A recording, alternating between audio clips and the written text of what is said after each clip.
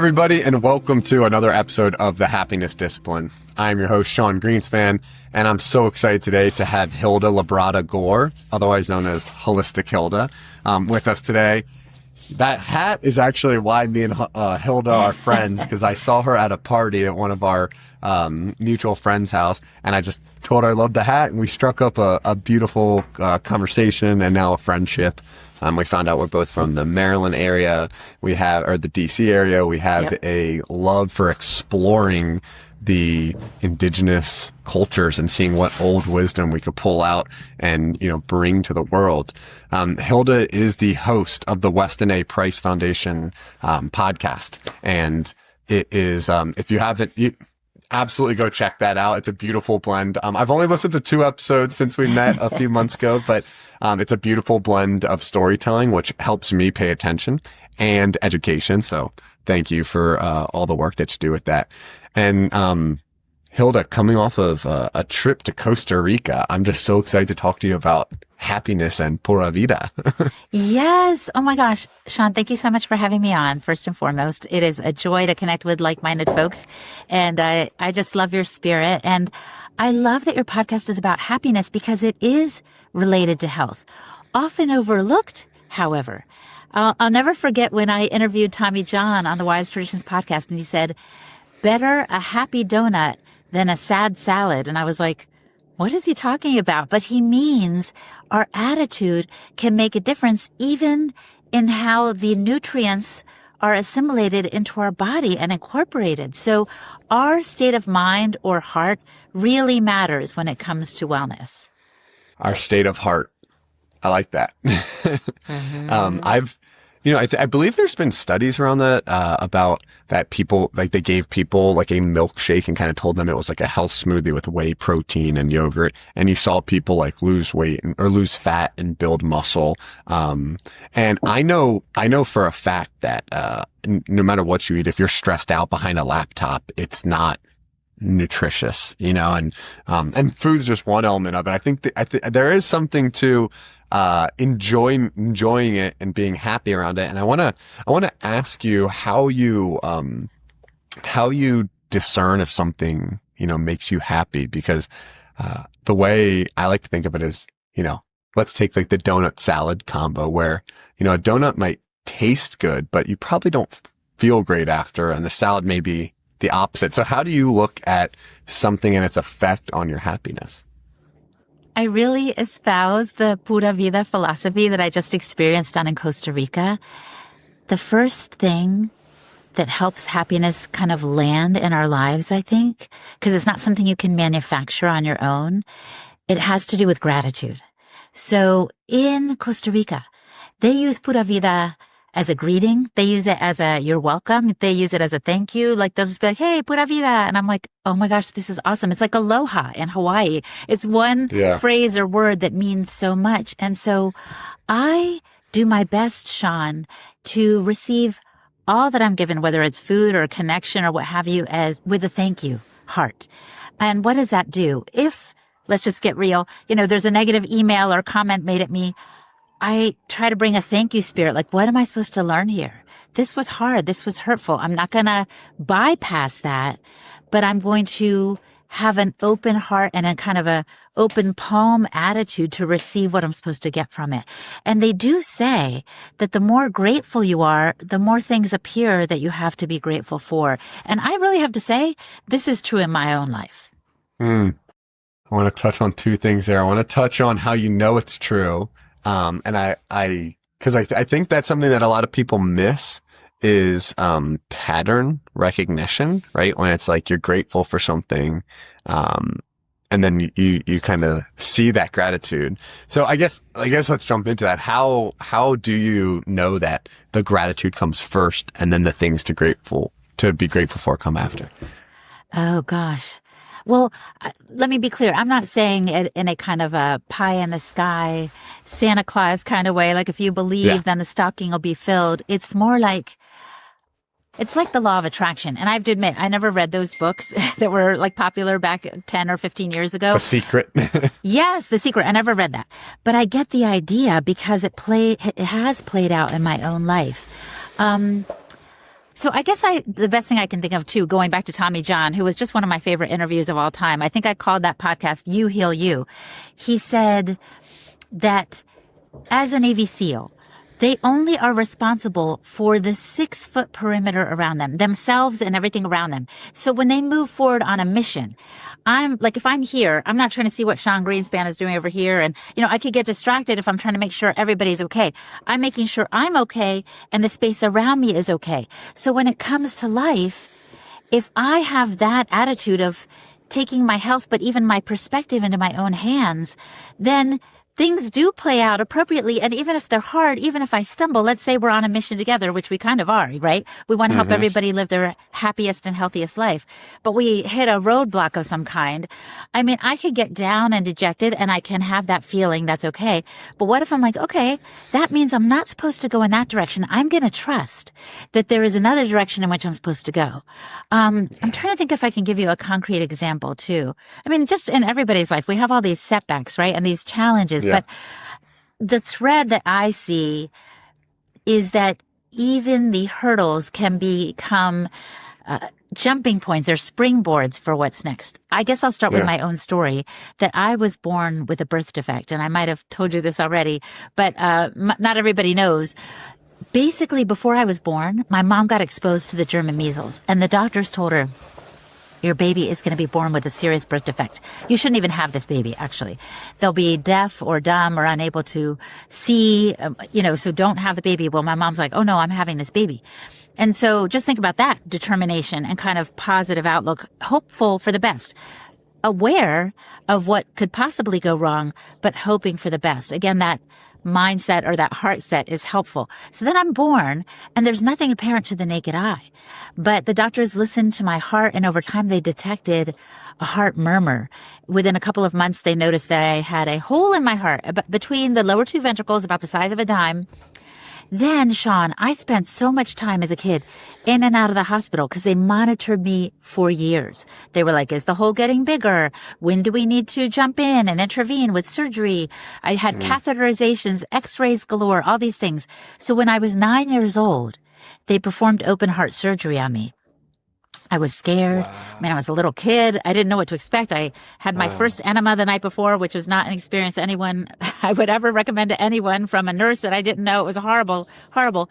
But I woke up with a huge scar on my chest, but also a new lease on life. I knew, because the doctors told me, now you can do whatever you want. Until that time, they were having me be a little cautious. They didn't know how the heart would respond to different stressors. Now I was told I could do whatever I want. So I chose 2 things. One is I was like, okay, I'm going to thank God because he spared me in the womb. It could have been so much worse. And he used the surgeon's skill to save me. That's how I saw it. And then I said, number 2, I'm going to stay out of a hospital for as long as I can and help other people do the same. So as I grew up, I started teaching exercise classes and doing everything I could to be healthy. And the happy bit came along as I continued to look up and out. So I think one thing that happens that is a stumbling block to our happiness, and I haven't really thought about this until we're talking about it just now, is we spend a little too much time, I think, kind of navel gazing. I would suggest that when we get over ourselves and look up with gratitude, which I've seen with people groups around the world, and out to our neighbor in service and kindness and love and compassion, our heart posture changes from, man, I'm so upset at that email, or I'm so upset at that person that got something I didn't get. And instead of a scarcity mindset, we have an abundance mindset, because instead of looking at the clouds, we're looking at the sun peeking through, or we're looking at how the clouds brought rain to water the earth. I mean, I could go on and on, but I just feel like we need to shift our gaze from looking at things that make us perceive things as scarce or the glass is half empty, and shift it up and out to embrace the abundance that is around us. Because when you realize you and I, for example, are not in competition. I'm not in competition with any other influencer or person in the health space. Then it makes me your cheerleader, and then you're my cheerleader, and the abundance it just overflows. I mean, I think of that verse in Psalm 23 that says, my cup overflows. That has been my life experience. Again, at an early age, I came to faith, and I also came to that understanding that, yeah, I want to be as healthy as possible. So I started taking my health into my own hands. And there's a sense of happiness that comes from being empowered as well. So I know I just threw a lot at you, but what do you think? No, it's beautiful. I've been on a journey for the last 5 years writing a book called The Happiness Discipline, from learnings of my life, learnings from the podcast, a compilation of my blogs that I write. And you hit on two core principles. And one of them is perspective, right? And it's about training your perspective. Like, that's what you're talking about. I mean, you could absolutely look at, okay, I'll tell you, full disclosure, right? Like, I sent Hilda a link like last second before this. She had something come up. So like, well, it was like a 15-minute window where we're like, we didn't get this going. I literally looked at my fiance and I was like, oh, I hope Hilda is like in the middle of the best call right now and just not even aware of time, versus like, Hilda didn't join the link on time, or like, oh, I sent her a link and, I should have sent it before, and like beating myself up over it. You know what I mean? It's just like, Yes. you train yourself to trust others, trust like the universe, and use it as a guide. Like, there's a book by Michael A. Singer on the Surrender Experiment. And he talks about just like basically just taking the bumps of life as like redirections, right? Like, okay, like I'm trying to build this business and everything feels like I'm running uphill against the wind. Then just like maybe point your business a different way or start a new one. And it doesn't mean quit and give up, but it's like, you're becoming, more attuned to like the energies like of the world, and it's using, not to say, sorry, I don't mean to interrupt. I'm excited though, but it's not to say that it's easy. Because, yes. We all have these kind of, I don't know, as my father-in-law, may he rest in peace, used to always say, like, kind of like these buttons that get pushed or triggered, right? But I think, as Dave Asprey says, he's like, why do you have the gun loaded anyway? But the first step, I think, is an awareness, like, oh, that situation or that person, I always respond a certain way. And look at how you were able to shift with time. But I think awareness is the first step. So you don't have to force a change. You just notice, I'm noticing that this is happening with frequency. And for me, I'll tell you, it was none of the above. I wasn't on the greatest call of my life before this, nor was I ignoring your link. I was actually nurturing myself by just taking 10 minutes to eat something. I was like, I know I need to eat something. So I made that choice, and so I had to let the chips fall where they may. But so, yeah, this is really interesting. I think there are so many things that we can learn from. And I have a friend who says when she has a particular, let's say, antagonistic force in her life, it could be a partner or a colleague from work or whatever, she just always says, thank you, sensei, like they say in jujitsu or something. Like, thank you. Like, you are my teacher. That's right. This situation is my teacher. And I would like to work better on my time management, just to let you know. So I do apologize for that delay. But it's also like, we can still say thank you for what we learned. Yeah, absolutely. And there's nothing better you could have done than taking time to eat, by the way. I think it's a beautiful thing also when you recognize potentially like, authenticity in someone else, and that they will trust you and like what you do. That's how it's funny. You start to notice relationships, business relationships, romantic relationships, family relationships. They're all very similar pillars. And I see the ones that break down don't have a lack of like trust, right? For example, me and my fiance, like, we're doing a million things, right? I told you we just got this new house. We're traveling coming up. I'm not going to explain with deep detail every little decision I make, right? So she can choose to trust me or not. And then vice versa. I don't know why she's doing these little things, and I can assume and get angry at her, or fully trust, something that we teach at my company. One of our core pillars is the AIR method, and the I stands for inquire curiously. So when we have problems, we inquire curiously. So when a project manager asks why someone didn't do this, it's not, you missed another task. It's, I noticed this. The AIR method is acknowledge, inquire curiously, and then respond appropriately. So, hey, I noticed you didn't do this report. I'd love to know why, because I bet there was a great reason behind it. And then let's just like execute based on the information, or respond accordingly, which is, it's something that goes to like all of life, but it is based on trust. But one of the things you said in the beginning is actually, the way I start the podcast, like the little intro, is that, every single moment of life has a bright side to it. And I think that's what you're talking about, because that is a whole chapter of the book, the bright side. And I write about that. You can enjoy something, learn from it, or both. But those should be your only options. Like if you're not going to enjoy it, you better learn from it, or hopefully you can do both. But everything should fall into those categories. Oh my gosh, I love this. I can't wait to read that book. It sounds amazing. And I like that you have the word discipline in the title of your podcast and your book, because it is a training. It's not going to come naturally. Like the project manager might actually be upset at first. This guy did not, or this girl did not complete the project that I requested. But then it's like, okay, wait, let me acknowledge, and all the things, inquire curiously and so forth.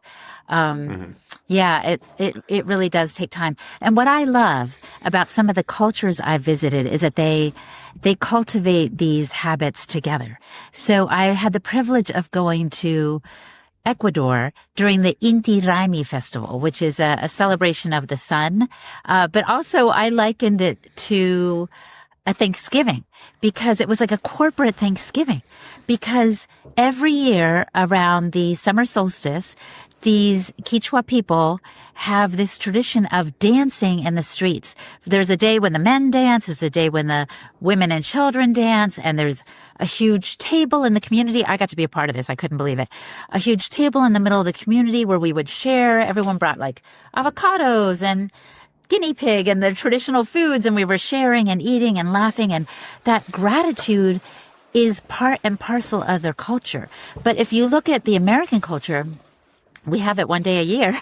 It's not something that's ongoing. And I know this celebration, for example, lasted many, many weeks, actually. That's just for starters. And then there's something that bubbles up from that, and that's a spirit of support and love, like you were talking about, not condemnation.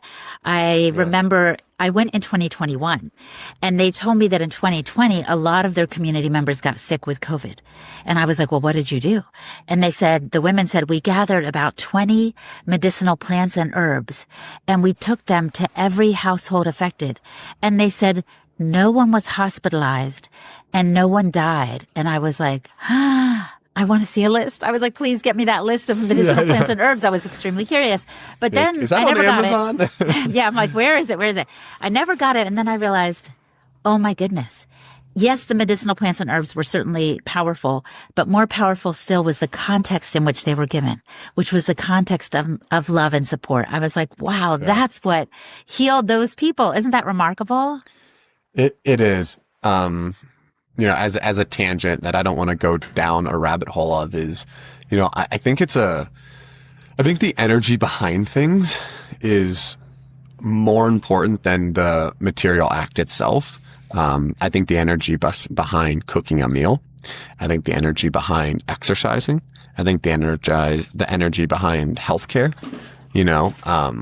like people saying, oh, they could heal with a touch or like a hug, for sure, And I do empathize with cooks and restaurants and trainers and gyms and doctors, because they also need to fit into a mold of people want things conveniently and at a certain price. And, people talk all the time, like my doctor saw me for 10 minutes, and it's like, okay, well, you also maybe had like health insurance pay and your copay was $15, right? It's like, well then how much time can they really spend? It just, and I don't want to go down any of those rabbit holes, but I do empathize with that. And the main thing is I hear you of that beauty where it's like when someone makes something with love, it goes like to eat, it goes 10 times further than, something that's more nutritious, like on paper or something like that. Oh, 100%. And I don't know. I love that. I love spending time with my friend Hillary Boynton. She runs a training academy for chefs and people that want to nourish their families more deeply with nutrient-dense foods.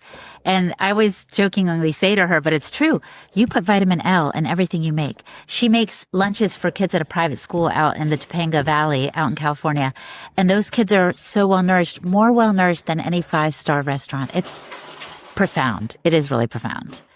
And I think going back to the happiness theme, I will say the happiest people I've met also on the planet are those that are well nourished, not just by food, but by community. So when I was in Cuba, and that's a place with a lot of scarcity, really, it's a very troubled country under communism and so forth. But I met a man who everything he put on the table, we had a little breakfast together with his family, was from his farm. So he was very self-sufficient. And the food was nourishing because it was local. It was organic. It was from right there. It was incredible. And he said, Hilda, he seemed like he didn't have a care in the world. He goes, yeah, and I don't care if the electricity goes out because I've got manure that can generate the electricity that my farm needs. He had everything he needed, and his family was right there too. And I thought, no wonder this man is so happy in a place that's a difficult place to live. Like, he might be the happiest person I've ever come across, to be honest. Oh man, that's beautiful. I two things come up. One is self-sustainable, and the other is community. But I think people talk about community more. So let's dive into being like self-sustainable, because I've noticed for myself, with myself and with my relationships, the drive for feeling like secure is something that creeps into my happiness, or lack of happiness, I should say.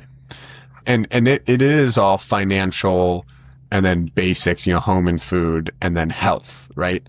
And luckily I've never had to battle the house and food one, I have had battles with the financial one, and my health has been great, but even I seriously injured my back and I was bedridden for 15 days. My happiness was affected.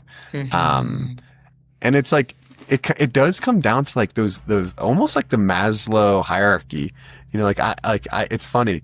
I've always poo-pooed that as overly basic, and I don't know. I don't know how I know you've heard of it. I don't know how familiar you are with it, recalling it. But I look at it and I'm like, wow.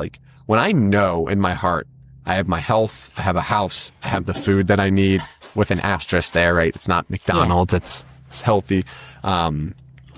Whether you're just getting by or a millionaire, you have the finances to have basic freedoms, I would say. It does open up a lot of energy within me. It really does. When I feel that in my heart versus just having it, I would say. I'm thinking about this man I read about. I think it was in the 19th century, maybe the 20th century, George Mueller. He was this Christian fellow who moved to, let's say, India or something. He was caring for orphans. And he made a decision, Sean, to never ask for a penny donated to his mission, though it was broad. It was broad in scope. It was hundreds of orphans that he was trying to educate and clothe and feed. And so when you're talking about knowing that you have those things covered, let's be clear. The number in the bank account, or even for some people, the food isn't on the table. But can you still somehow trust in God, or trust in the universe, trust in the fact that there will be provision, and release your attachment? Because in this book that I read over and over too, it's called Awareness by Anthony DeMello. He almost has a Buddhist kind of philosophy, even though he's a Jesuit priest. But he says, when you hold on to something deeply like this, or you're clinging to it for your happiness, you're going to lose it. Whether it's a person or a circumstance, I'm not going to be happy until I finish this project. It could even be that. Or I'm not going to be happy until I get this job. You've actually just put a cap on your own happiness, right? But what if you're in the process, I'm going to be happy. Or while I'm waiting for the food to come on the table, I'm going to trust that it's going to be provided. This is what George Mueller did with those orphans so long ago. And time again, they were never disappointed. They were never without heat. They were never without anything that they needed. And again, Yeah. this is not an experiment that I'm just like, oh, just hopefully it'll work for someone one day. I feel like in many ways in my own life, I've trusted for that. I didn't know how that surgery was going to come out when I was 9 years old. I didn't know also when I approached the Weston A. Price Foundation that they would say yes about the podcast. Or there was a time when I was leading music in churches. I'm not the best guitarist or vocalist, but I had this hope and this joy and this expectation, not only of the position, but of being able to serve people and encourage them in their faith. So it's just so cool when you do have this kind of open mindset that you can enjoy the process and not just the destination. I think that's powerful for happiness too. Absolutely. The subtitle to my book is called Practicing Unconditional Happiness. Hey. And it was a really interesting way that title came out. So, me and my fiance were overseas, and this opportunity to visit Israel come up, and we're like, there's so much history and beauty and food. We're like, let's go. And we thought it was a safe time. So we were there, enjoying it. And, we had bought a one-way ticket. We live nomadically, right? So we just buy these one-way tickets, like a week or two go by, and we thought it was great, ready to get back to the US. And, we're like looking at flights like 2 weeks ahead or whatever. We're like, another week or two here. A flight like 2 days later. All these flights were like $1,200, was $200. The same airline, the same nonstop, Tel Aviv to JFK. Every single day was $1,200 or more. And then we saw this like graph, and then it said 200. And we were like, I guess that's like a sign. I don't know. We should probably get it. So we got it. We landed, went to bed, woke up, and that's when Israel got bombed like 2 years ago. Whoa. Right where we were too. And really kind of like, hair on your arm stand up. And I remember, and this isn't something I believe I can do, but this is something I aspire to be. We talked about how horrible it would be to be there and potentially be like one of the, people like hostages or something like that. Mm-hmm. And I remember I said to her, I would never wish that upon my worst enemy. I wouldn't want to go through it. But if I did, I would hope that I could see the uniqueness of the situation and appreciate it for what it is. And again, I don't know that I have the capacity to do something like that, but that is what I would aspire to be, because it's completely untethered, right? That's right. Like there's, it's completely untethered, and maybe that's about as an extreme example as it can get, but there still is that no one can take your happiness. No thing can take your happiness. There's a Stoic philosophy that was popularized by Tim Ferriss. So Tim Ferriss practices this thing where he lives for 2 days a month. He used to, I don't know if he does now, in his worst fear. So he was money motivated. So his worst fear is being broke. So he slept outside, used no technology, and had one small bowl of rice and beans, right? For 2 days. That is how he said, he's like, if I had no money, that's probably how I'd live, right? And the whole time he meditated on, is this what I'm so scared of? And he found that what do? You take walks and you meditate and you do some breathing and you look around. Like he said his nightmare were some of the best days of his life. He wasn't distracted, and it's just so funny what happened. You could strip all these material things away. And then the word practicing unconditional happiness is that I believe it is a skill set. I believe there's a formula for happiness that's different a little bit for everyone, but there's basic things, right, that occur, being untethered to things, practicing gratitude so you can, when you mention practicing gratitude and more gratitude comes, the way I interpret that is actually your awareness of what you're grateful for just increases, right? Not necessarily like I manifested right. a stack of money here and health here or a free vacation or something. Yeah. And I want to build on your point where you said, nothing or no one can take away your happiness. That's true. But also they can't bring it. So that's what I was saying earlier. You can't count on a person, even your fiance. You can't count on her to make you happy, or your new home, or any of these things, because at the end of the day, then you're enslaving yourself in a way that I'm only going to be happy if this person is here or if the situation goes my way. It's so much better if you, again, keep those hands open to receive with gratitude what you're given and without clinging, because there's a difference. Yeah. I mean, think about it. when there's a needy person in a group, like no one wants to hang out with them because you feel your energy kind of being sucked. But if there's a person who's giving and open and flowing, you're like, oh, I really find that person attractive. I don't know why. They don't even have to be physically attractive, but it's because they've got that right spirit. They've got that spirit of openness and detachment. The way Anthony DeMello puts it, he said, life is like a symphony. And what you want to do is not hold on to a particular riff, or just try to hold on to the oboe only, because that's not a symphony. That's one instrument playing. You've got to be like, okay, the oboe played its measure, and now here's where the timpani comes in, or the strings. You need to flow with it, and that will give you a greater appreciation for it. All the travel, all the work has definitely made you very wise. I appreciate it. Well, I'm so having the time of my life. I'm so happy. And that leads me to a point I wanted to make with you, that a friend of mine DM'd me recently, and she's like, Hilda, I just want to be happy like you. And I thought, okay. And I actually pointed her to the book Awareness, because I think it does start with just being aware. Don't try to force yourself to change. Notice that a lot of things in nature do just flow, like a river, or, the birds, they're singing happily. They might not even know where their next meal is coming from, but they're enjoying the process. So it's like, certainly, if we're aware of where we're at, then that can help us have a more gratitude and a better perspective on what lies ahead. Yeah, absolutely.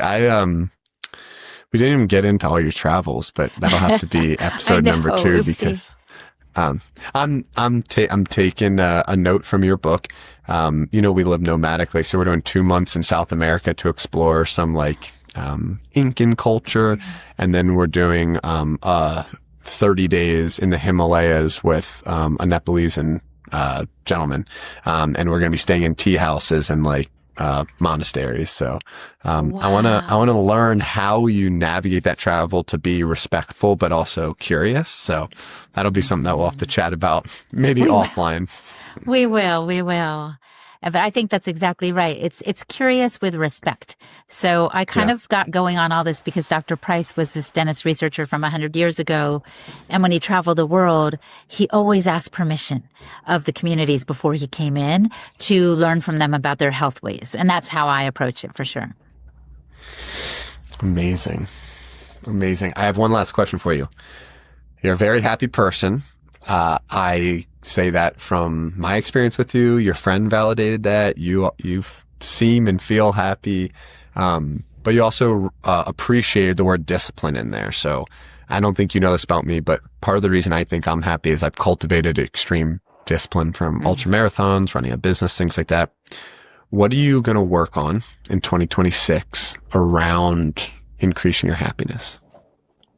Well, interestingly, I once measured how extroverted I was on one of those DISC or Myers-Briggs tests, and I got the highest number you could possibly get on extrovert. Let's say 52 was the highest. I got 52. If there was a party, I was there, and so interestingly, I feel like this year is a year of a little bit more introspection, and what increases my happiness is my own understanding that I don't have to be at that party.